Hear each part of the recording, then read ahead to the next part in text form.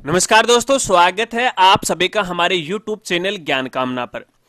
तो दोस्तों, राजस्थान में किसी भी डिपार्टमेंट के लिए आरटीआई यानी सूचना के अधिकार के तहत हम आरटीआई ऑनलाइन कैसे लगा सकते हैं, इसके बारे में स्टेप बाय स्टेप जानकारी इस वीडियो में मैं आपको देने वाला हूं। अगर आपको भी राजस्थान के किसी भी विभाग के लिए सूचना के अधिकार के तहत कोई सूचना प्राप्त करनी है तो इस वीडियो के साथ वो आप बने रहे। तो चलिए वीडियो को शुरू करते हैं। तो दोस्तों, आरटीआई ऑनलाइन लगाने के लिए सबसे पहले तो अपने राजस्थान का आरटीआई का जो ऑफिशियल पोर्टल या वेबसाइट है उस पर आपको विजिट करना है, जिसका यूआरएल या लिंक है वो है rti.rajasthan.gov.in। जैसे आप इस वेबसाइट पे आओगे तो इस तरह का इंटरफेस आपको यहाँ पे दिखाई देगा।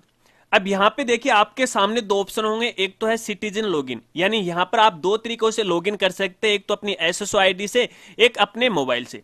अगर आपने अभी तक रजिस्ट्रेशन नहीं किया है, पहली बार आरटीआई लगाने जा रहे हैं, तो आपको नया रजिस्ट्रेशन करना पड़ेगा। नया जो रजिस्ट्रेशन है आप मोबाइल नंबर या फिर एसएसओ आईडी के माध्यम से वो कर सकते हैं।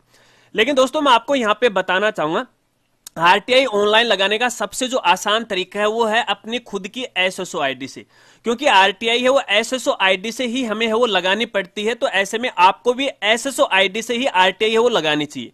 ये जो पोर्टल है यहाँ पर आप आरटीआई से संबंधित जो भी अपडेट हैं, जो भी आदेश हैं, जो भी विभाग हैं, उनके बारे में आप यहाँ से जानकारी है वो प्राप्त कर सकते हैं। तो एसएसओ आईडी से आरटीआई लगाने के लिए सबसे पहले तो आपको अपनी एसएसओ आईडी में लॉगिन करना पड़ेगा। यदि अभी तक आपके पास अपनी खुद की एसएसओ आईडी नहीं है तो नई बना लीजिएगा। नई कैसे बनाई जाती है, लिंक आपको वीडियो की डिस्क्रिप्शन में मिल जाएगा, वो वीडियो देख लीजिएगा। अगर आपके परिवार के किसी भी सदस्य की एसएसओ आईडी है तो उससे भी आप आरटीआई लगा सकते हैं। अब एसएसओ आईडी में लॉगिन करने के लिए आपको गूगल पे जाके सर्च करना है एसएसओ आईडी। तो आपके सामने देखिए इस तरह से एसएसओ आईडी का जो लिंक है वो आ जाएगा, इस पर आपको क्लिक करना है, लॉगिन पेज है इस तरह से ओपन हो जाएगा। यहां पर आपको अपनी एसएसओ आईडी और अपना जो पासवर्ड लगाना है, ये जो नंबर दिया गया है इस बॉक्स में आपको लगाना है। उसके बाद आपको लॉगिन पे क्लिक करना है। जैसे आप लॉगिन पे क्लिक करोगे तो इस तरह से आप अपनी एसएसओ आईडी में लॉगिन हो जाओगे। यदि आपने पहले अपनी एसएसओ आईडी में कोई एप्लीकेशन या वेबसाइट को यूज किया है तो जो जो एप्लीकेशन आपने यूज किए हैं वो आपको सबसे पहले इस तरह से दिखाई देंगे। इस तरह का इंटरफेस आपको दिखाई देगा।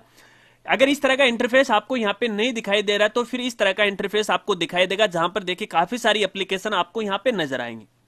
अब यहाँ पे आपको एक एप्लीकेशन ढूंढनी है और जिसका नाम है राइट टू इंफॉर्मेशन। तो यहाँ पे देखिए आप अल्फाबेट के हिसाब से आर के ऊपर ऐसे सर्च कर सकते हो। देखिए मेरे केस के अंदर यहाँ पे देखिए 4-5 नंबर पे यहाँ पे आ रखा है। अगर इस तरह से आपको यहाँ पे नहीं मिल रही तो यहाँ पे देखिए सर्च बॉक्स है, यहाँ पर आपको लिखना राइट, RIGHT। जैसे आप यहाँ पे लिखोगे तो यहाँ पे देखिए ये एप्लीकेशन आपको देखने को मिल जाती है, राइट टू इंफॉर्मेशन।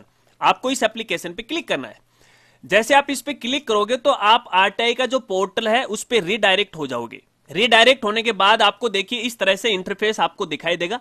अगर आप पहली बार अपनी एसएसओ आईडी के माध्यम से आरटीआई में लॉगिन कर रहे हैं तो देखिए सबसे पहले तो आपको अपनी जो प्रोफाइल है वो आपको अपडेट करनी पड़ेगी। प्रोफाइल में कुछ ज्यादा नहीं है, अपना नाम, पता, एड्रेस है, अपने आधार कार्ड की डिटेल है, वो आपको सबसे पहले दिखाई देगी, वो सबमिट कर दीजिएगा।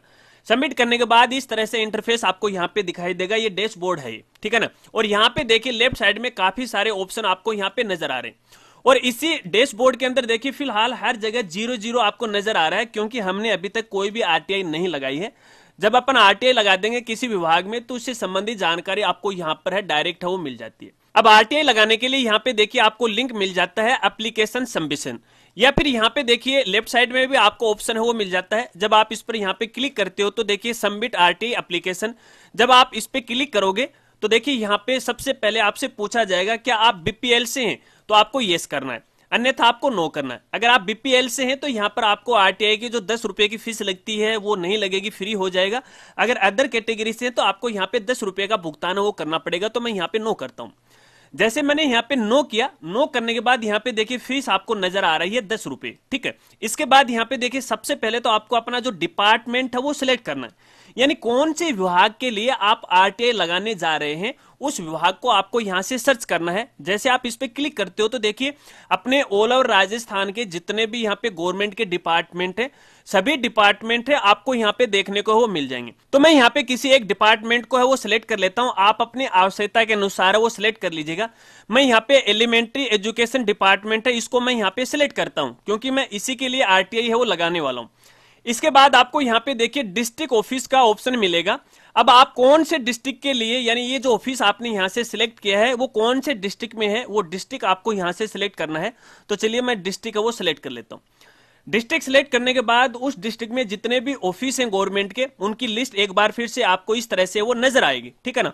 तो मैं यहाँ पे देखिए ये डिपार्टमेंट है वो सिलेक्ट कर रहा हूं, आप अपनी आवश्यकता के अनुसार सिलेक्ट कर लीजिएगा। इसके बाद यहाँ पे देखिए ऑफिसर का नाम आपको ऑटोमेटिक है वो दिखाई देगा, इसको आपको यहाँ से सिलेक्ट है वो कर लेना, ठीक है। इसके बाद यहाँ पे देखिए कैंडिडेट के कुछ पर्सनल इंफॉर्मेशन है वो आपको यहाँ पे दिखाई देगी, जो आपने प्रोफाइल में अपडेट की थी ऑटोमेटिक है वो यहाँ पे आ जाएंगे। इसके बाद दोस्तों आगे आपसे यहाँ पे पूछा जा रहा है लाइफ या लिबर्टी, तो आपको इसमें नो करना है। अगर आप सीनियर सिटीजन हो तो आपको यस करना, अन्यथा आपको यहाँ पे नो करना, ठीक है। इसके बाद यहाँ पे देखिए सिटीजन आइडेंटिटी प्रूफ। अब आपको अपना एक फोटोयुक्त आइडेंटिटी प्रूफ है आपको यहाँ पे सिलेक्ट करना पड़ेगा, तो मैं यहाँ पे आधार कार्ड को है वो सिलेक्ट कर रहा हूं, ठीक है। चलिए इसके बाद जैसे हमने यहाँ पे देखिए आधार कार्ड को सिलेक्ट किया तो यहाँ पे देखिए दो और ऑप्शन आ गए। एक तो आ रखा है यहाँ पे फिजिकल हैंडीकेप, यानी अगर आप में कोई शारीरिक विकलांगता का दोष है तो आप इस बॉक्स को टिक लगा दीजिएगा, अन्यथा खाली छोड़ दीजिएगा।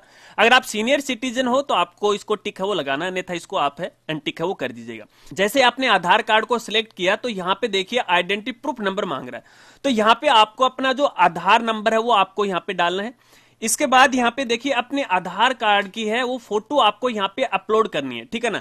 वो पीडीएफ फाइल हो सकती है, वो इमेज फाइल हो सकती है, आप अपनी आवश्यकता के अनुसार यहाँ पे अपलोड कर दीजिएगा। जैसे आप ब्राउज करोगे तो जहां पर आपका आधार कार्ड है उसको सिलेक्ट है वो कर लीजिएगा, ठीक है। इसके बाद आपको थोड़ा सा नीचे आना है।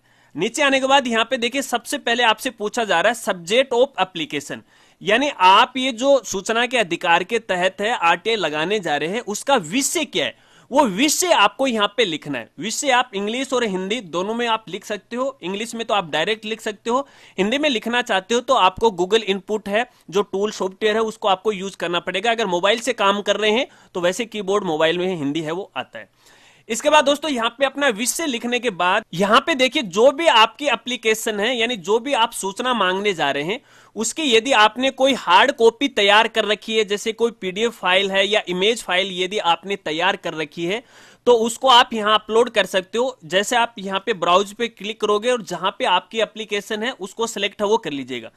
इसके लिए आपको सबसे पहले एक अपनी पीडीएफ फाइल है वो तैयार करनी पड़ेगी, यानी अपनी जो सूचना है क्या क्या आप सूचना चाहते हो। जैसे कि मैं आपको यहाँ पे दिखा दूं, देखिए मैंने ये डिपार्टमेंट के लिए आरटीआई के तहत है इस तरह से ये एक एप्लीकेशन है वो लिखी है, ठीक है ना। संबंधित जानकारी यहाँ पे पूछी गई है, तो देखिए मैंने यहाँ पे कम से कम 10-12 पॉइंट के ऊपर है वो सूचना चाहिए गई है राजस्थान शिक्षा विभाग से।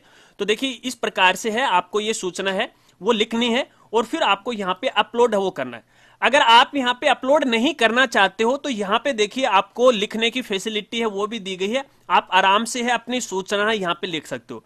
लेकिन दोस्तों मैं आपको यहाँ पे कहना चाहूंगा मेरे ख्याल से यहाँ पे आपको जो हार्ड कॉपी है वो अपलोड करनी चाहिए, क्योंकि हार्ड कॉपी है डिपार्टमेंट के पास वो जाएगी और उसी हार्ड कॉपी को आधार मानते हुए आरटीआई के तहत वो अपनी सूचना है वो हमें प्राप्त है वो करवा देंगे।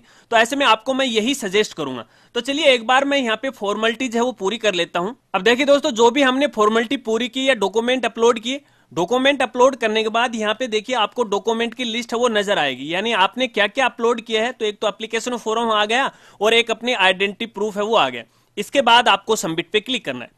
अब जैसे आप सबमिट पे क्लिक करोगे तो देखिए कुछ समय बाद है आपका फॉर्म है वो सबमिट हो जाएगा और इसके बाद आपको पेमेंट गेटवे पे वो लेके जाएगा, यानी अब यहां से आपको अपनी जो 10 रुपए की फीस है वो आपको जमा करानी पड़ेगी।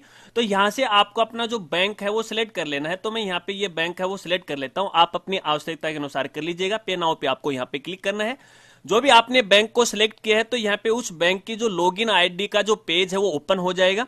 यहाँ पे आपको अपनी यूजर आईडी और पासवर्ड डालना है। उसके बाद आपको लॉगिन पे क्लिक करना है। जैसे आप लॉगिन पे क्लिक करोगे तो आप अपनी बैंक की आईडी में है वो लॉगिन हो जाओगे। इस तरह से यहाँ पे देखिए आपको डिटेल दिखाई देगी, कितने रुपए कटने वाले हैं वो रुपए आपको यहाँ पे दिखाई देंगे। लास्ट में आना है, कंफर्म वाले ऑप्शन पे आपको क्लिक करना है, ओके पे आपको यहाँ पे क्लिक करना है। अलग अलग बैंक की ये जो फैसिलिटी है ये अलग अलग हो सकती है, इस बात को आपको खास तौर पर ध्यान रखना है। और फिर से आपको यहाँ पे देखिए एक ओटीपी आएगी आपके मोबाइल नंबर पे, वो ओटीपी आपको डालना है। ओटीपी डालने के बाद आपको कंफर्म वाले ऑप्शन पे क्लिक करना है। जैसे आपकी यदि ओटीपी सही होगी तो आपका जो पेमेंट है वो सक्सेसफुली हो जाएगा। इसके बाद यहाँ पे देखिए आपको पेमेंट सक्सेसफुली का मैसेज है वो दिखाई देगा। अब इसके बाद आपको यहाँ पे देखिए 60 सेकंड तक वेट करना है, क्योंकि ये पोर्टल है वापस एसएसओ आईडी पे है जाके रीडायरेक्ट हो जाएगा। अगर रीडायरेक्ट नहीं हो रहा है तो आप थोड़ा सा वेट कर लीजिएगा। इस दौरान आप अपने कीबोर्ड से मोबाइल से कोई की है वो प्रेस मत कीजिएगा, अन्यथा यहाँ पे दिक्कत आ सकती है, टेक्निकल इशू आ सकता है, थोड़ा सा आपको यहाँ पे वेट करना पड़ेगा। अब देखिए कुछ समय बाद वापस अपन इसी डैशबोर्ड पे आ चुके हैं और अब की बार आप यहाँ पे देखोगे एप्लीकेशन, तो यहाँ पे देखिए संख्या वो 1 आ गई है। इस पर आपको यहाँ पे क्लिक करना है। इसके बारे में यदि आपको ज्यादा इंफॉर्मेशन लेनी है तो यहाँ पे देखिए जो भी आपने आरटीआई के लिए आवेदन किया है उसकी आवेदन संख्या या एप्लीकेशन फॉर्म नंबर आपको यहाँ पे वो दिखाई देंगे। यदि आपने बहुत ज्यादा यहाँ पे आरटीआई लगा रखी है तो यहाँ पे देखिए डिपार्टमेंट या डिस्ट्रिक्ट को सिलेक्ट करके है डायरेक्ट सर्च भी कर सकते हो। तो जैसे आप यहाँ पे एप्लीकेशन नंबर पे क्लिक करते हो तो जो भी आपने आरटीआई लगाई है उसकी पूरी जो इन्फॉर्मेशन है आप यहाँ से देख सकते हो। कौन से डिपार्टमेंट के लिए लगाई है, कौन अधिकारी होगा, कौन आपकी जो आरटीआई की इन्फॉर्मेशन है वो देखेगा, ठीक है ना। इसके बाद यहाँ पे देखिए पेमेंट की डिटेल है आपको यहाँ पे नजर आएगी। यहाँ पे देखिए अमाउंट है कितना है और यहाँ पे पेमेंट जो स्टेटस है वो भी आपको नजर आ जाएगा सक्सेस का। अगर आप इसे प्रिंट करना चाहते हो तो आप इसे प्रिंट है वो भी कर सकते हो। अब दोस्तों यहाँ पे देखिए कुछ समय बाद है संबंधित जो डिपार्टमेंट है इसकी जानकारी है आपको यहाँ पे देंगे। अब डिपार्टमेंट के द्वारा है यहाँ पे आपकी आरटीआई की क्या वापस यहाँ पे प्रतिक्रिया दी है, अगर उसको देखना है या फिर इसमें कोई रिमार्क डाला है या फिर कोई कमी पूर्ति डाली है तो यहाँ पे देखिए आपको ये जो रिमार्क वाला कॉलम है यहाँ पे लिंक आपको मिल जाएगा। हालांकि हमने अभी नई है यहाँ पे इसमें सबमिट किया है तो कोई लिंक आपको देखने को नहीं मिल रही है। अगर इनका लेटर अगर आपको यहाँ पे देखना है तो जब आई वाले ऑप्शन पे क्लिक करोगे तो देखिए इस तरह से जो लेटर है ऑटोमेटिक है, पोर्टल ने है वो जनरेट कर दिया है, आप यहाँ पे देख सकते हो, ठीक है ना। और इसके ऊपर जब भी कार्रवाई होगी तो उसका स्टेटस है आप यहीं से वो नजर आएगा। तो दोस्तों इस प्रकार से तो अपन आरटीआई के लिए ऑनलाइन आवेदन कर सकते हैं, शायद आप समझ गए। अगर आरटीआई को लेके यदि आपके और भी कोई सवाल है तो आप वीडियो के नीचे कमेंट कर सकते हैं, मैं आपकी पूरी हेल्प करने की कोशिश करूंगा। इसके अलावा यदि वीडियो आपको पसंद आए तो वीडियो को लाइक कीजिएगा। अगर आप इसी तरह की जानकारियां चाहते हैं तो चैनल को सब्सक्राइब कर बेल आइकन दबा के ऑल नोटिफिकेशन है उसे भी जरूर ऑन कर लेना, क्योंकि हमारे चैनल पर आपको शिक्षा जगत से जुड़ी जानकारियां हैं वो समय समय पे वो मिलती रहेंगी। तो मिलते हैं फ्रेंड्स अगली एक नई वीडियो के साथ, तब तक के लिए जय हिंद जय भारत।